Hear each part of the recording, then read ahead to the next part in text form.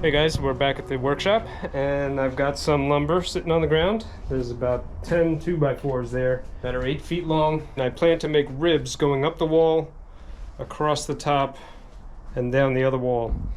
I'll be able to do 3 sections that will support the solar panels that are going to go up top. I've got some solar panels next to me. You can see how big they are. They're like 56 inches tall. It's 27 across or something like that. Again, I've got 3 here and 2 here. These 2 came off of the top of my silver truck. I had that running a 100 amp hour battery, which ran the compressor. So now that's all taken apart, and that can be put right up in the front of the trailer, and that would leave me room for 9 more panels of the big ones. The small ones are 200 watts, 100 watts a piece. The big panels are 200 watts a piece, so we're talking 2,000 watts of solar energy that I can harness using multiple charge controllers. And I've already started bringing batteries. I've got 3 there, they're each 100 amp hours. I've got 2 more here. I still have 3 more in storage for a total of 800 amp hours, which I'm going to locate over the tires eventually within cabinets. And one thing I've noticed is I've taken time recently to bring a bunch of stuff in here because I want to know how many cabinets do I need, what kind of countertop space, you know, shelves, how much of my tools do I want to bring in here, like the table saw. Is that really going to stay in here, or should that have a home somewhere else? Because I don't use a table saw that often. This is a mobile workshop. Am I really going to benefit from having that inside the trailer? These are questions that I needed answers to. The only way I could figure that out is to bring all that stuff in here. So on this pair of shelves right here, I've got a lot of boxes and tools hung up, things, you know, like hardware in jars. This stuff is now going to have to come down. It hasn't been there very long. I haven't had this trailer for very long. But again, I needed to like put this table here to see how much crap everything that's on the table needs a home. Like my little fishing tackle box and chargers, a place for water. Ideally, when this place is finished, I'm going to have a place for everything that I want to keep in here. And as long as everything is put away, I want empty countertops. That would enable me to bring in a kayak to work on and not have to clear stuff off the countertops in order to bring the kayak in here. Or whatever project I want to work on. I mean, I might even put like a workstation here for editing videos. That'd be kind of neat. I may have an air conditioner in here at some point, hopefully running off of solar. A refrigerator, so I can kind of like hold myself up within the workshop on a hot day or a rainy day and get a whole bunch of work done. That's the future plan. For right now, these 2x4s are going to have to get put up across there to help support the roof for the additional weight of the solar panels, which means all the stuff that I have up to about here is going to have to move forward or out of the way. I say up to there because you see this is like a cargo rack, initially used for storing stuff within this trailer when they were moving things around. Lots of trucks have these for cargo. You can put a bar in there and kind of secure your load wherever. That may actually be adding some rigidity to the walls. So once I remove it, I'm a little bit concerned about losing some structural integrity of the truck. But there are some of these bolts that hold it in that could be leaking. On the outside, you see some rust stains, like little areas of rust that are weeping out of those bolts. So it would be nice to be able to address that and repair it before I cover them up.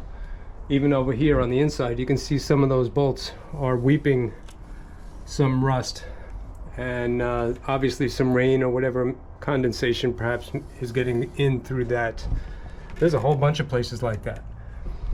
So by removing this rail, I'll be able to address those holes and fix them up.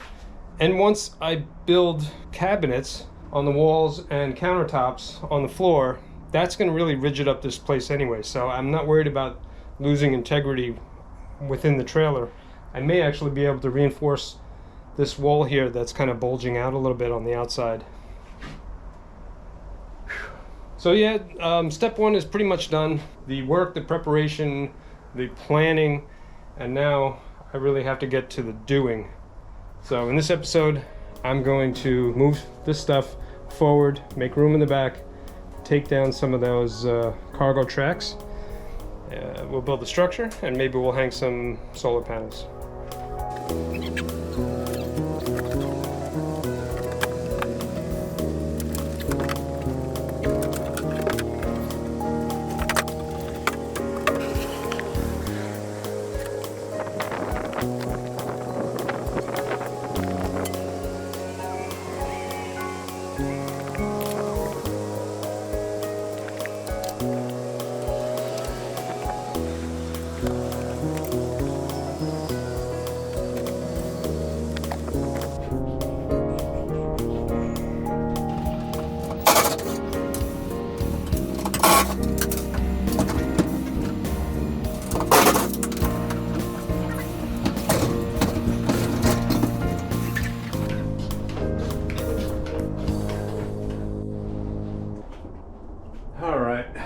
Shelves are down. Most of what was in the way has been moved, and I'm good to go to put the trusses up along the ceiling. As I was emptying everything out, I was kind of thinking to myself, how am I going to do this? And I was thinking that a stud that goes up the wall is not necessarily going to support the trusses any more than just a little gusset would at the top, because these walls have a pretty good compressive strength. A gusset that goes from the wall to the truss and then across, it's going to make it so that it's not going to collapse, and it would add plenty of support. And then later on, if I want to add pegboards or insulation or whatever to the walls, I can put ribs or studs up later, and that goes for this thing too. I don't necessarily have to remove that right now to put the solar panels up. I'm just thinking out loud. The more I look, the fussier I get, it seems. But this is what's concerning me right now. That's got a good amount of give to it. And that is just, there's nothing to that.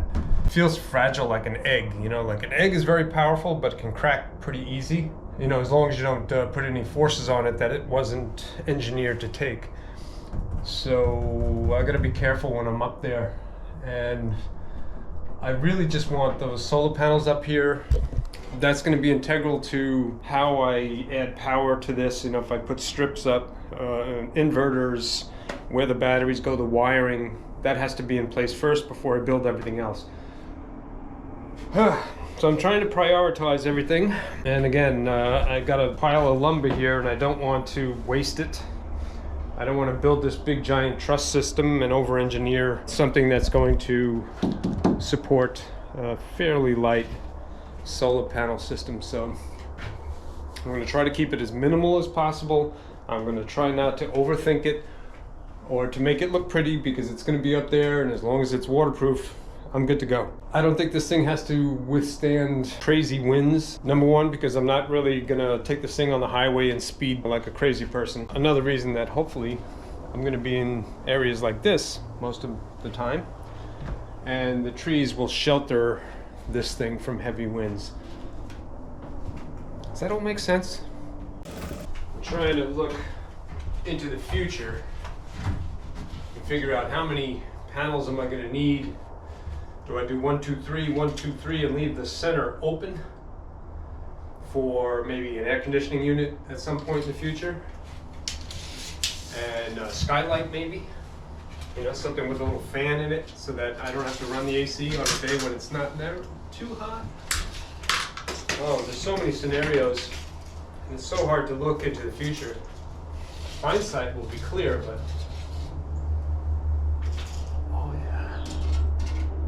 see what we got here.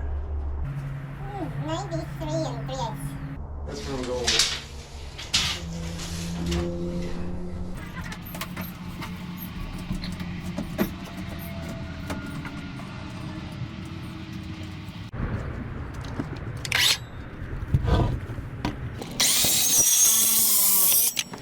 I like this thing.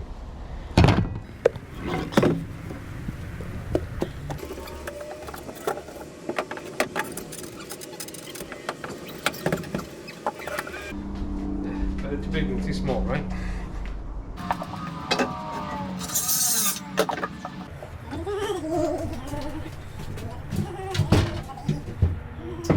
Oh, that's lovely.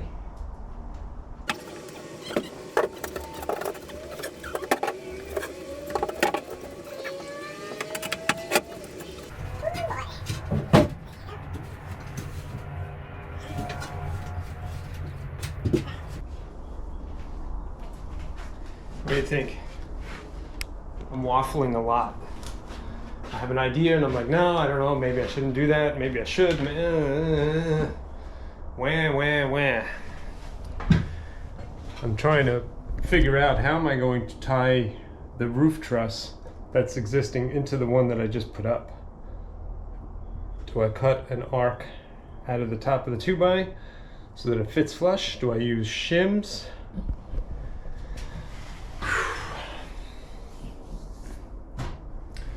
I'm also thinking, is it even worth it? You know, these things are engineered pretty good. I think they'll support the weight of the solar panels without reinforcement. I'm worried about going down the road, hitting a pothole and everything buckling. I mean, once that happens, it's done. You know, the roof would be trashed. So I'd rather prevent that. I have to anticipate loads under forces as I'm driving. You know, if this thing were just going to stay here forever, I'd probably just throw the panels up there. If I do this, I can hang things from the ceiling, eventually insulate a little easier, and hang lights and hide wires, and so I guess it makes sense. Again, I'm waffling. I'm going from should I, shouldn't I? I'm thinking of taking a compass and scribing a line and putting an arc in the top of this 2x.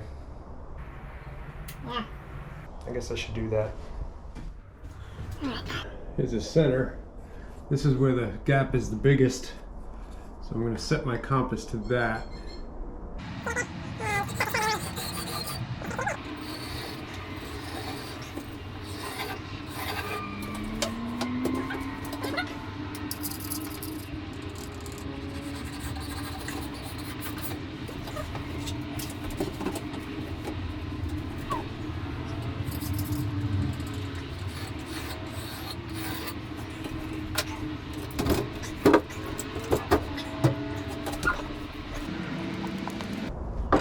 I think I'm going to try to make this line a little easier to see with a marker and then freehand it through the table saw.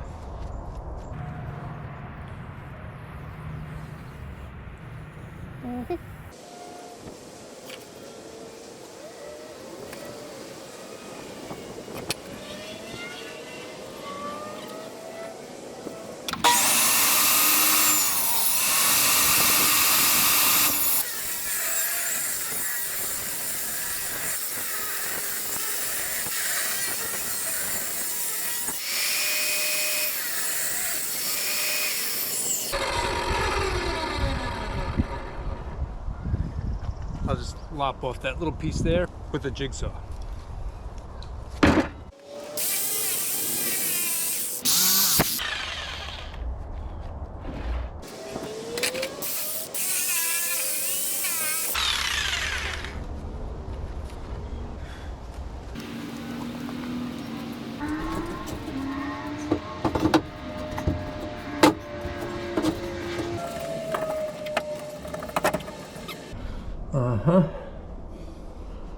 That's a lot better.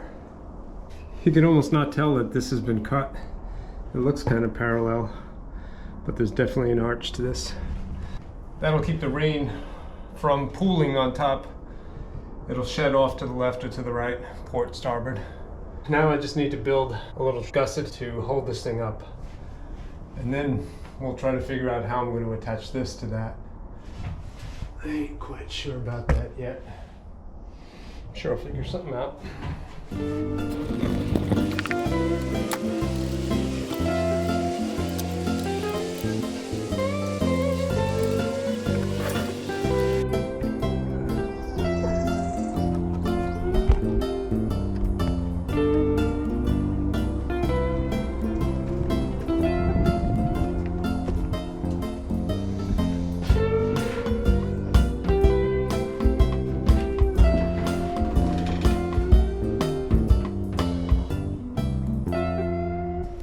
You know, I'm trying to build this in my mind as I go. I don't really have a plan. I figured it would reveal itself as I'm building it. What I envisioned was making a gusset like on a 45-degree angle. However, at some point I want to build wall cabinets up there. There's going to be a square, a box, you know, that comes out. I don't know how far. It's not going to go all the way. But for these first couple of ribs, the wall cabinet is going to become the gusset that supports the truss. So if it's all built in together and the wall cabinet is kind of anchored to the wall, a square is not going to be as good of a gusset as a diagonal, I don't think. What I don't want to do is waste lumber and make additional holes in the wall any more than I already have. And sometimes, you know, if you stop and you sit and you think and you just stare at something, you can save yourself a lot of work in the future from having to redo things twice, or, you know, screwing something up because you didn't think about it first. So during this process, this is what I do an awful lot, is I sit here and I kind of rub my chin and I try to look thoughtful. But yeah, no, seriously, I will build the thing in my brain first. And oftentimes I can see what problems there will be with a certain design or an idea before I actually do them. So this is the engineering part, the thinking part. I think that's good. I think a wall cabinet that's squarish will serve very, very well. Two purposes. Number one, it will, you know, be a place to store stuff. Number two, it will support the trusses. The question is, how do I keep that truss up there while I'm building the wall cabinets? So eventually I want to tie the wood and the existing metal truss together, and they're so close. You see that? Like the step down part is kind of flush with the outside of the 2x. So I guess this is about 1.5 inches, 1 5/8 across, which is nice. So I could probably just take a little piece of metal and screw it to that and this, and then I can kick the legs out and then build something underneath it. Eventually, I think gravity, with the addition of the solar panels, is going to push down and marry the two together. But it's probably good that they lock together at some point. So I need a mending plate to put that truss in there, and then I can move forward. Where would I have something like that? When I told a friend of mine about this dilemma, he gave me an old license plate. I told him I had a perfect way to dispose of it for him.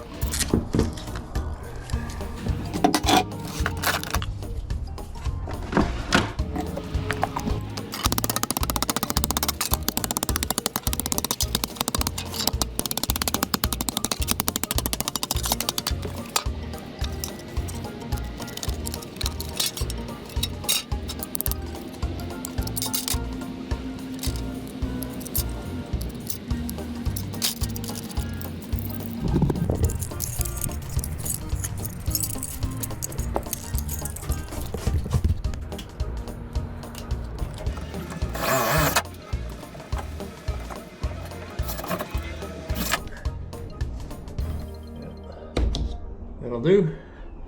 I'll do one there, one on that side, one on this side. I should be able to take the braces down then. You know, as a short person, I have to reach a lot higher than you tall people do, and we have to go up and down more stairs because we're short. So I think I can accurately say that I'm attributing my shortness to the stiffness I started feeling in my back from all this truss hanging.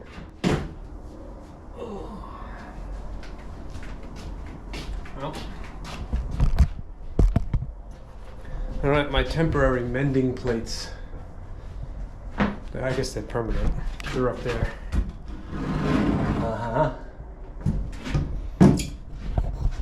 Seem to be doing the trick. Ta-da! There you go. Now we have a truss in place, waiting for the cabinets that'll go up against them. That'll hold them up there real nice. The only thing that I really see that those mending plates eventually are going to do is, if this were bouncing down the road, I wouldn't want the roof to separate at some point. from the trusses. I can't imagine the forces there being very strong because they're going to be moving together. You know, there might be a tendency for them to come apart a little bit, but I suppose I could beef up the mending plates at some point if I felt like there was some sort of bouncing. Like if the wind catches the solar panel and tries to lift the roof away from the structure that I build underneath it. Because there's definitely going to be more purchase for the wind now when the panels are up there, because there'll be space underneath it for the wind to pick up. I don't know, maybe I'm thinking too much into it. For now, what I'm going to do is add some more trusses. I'm so envious of you because you don't have to edit this. I could just, all of a sudden, it's done. Oh, must be nice.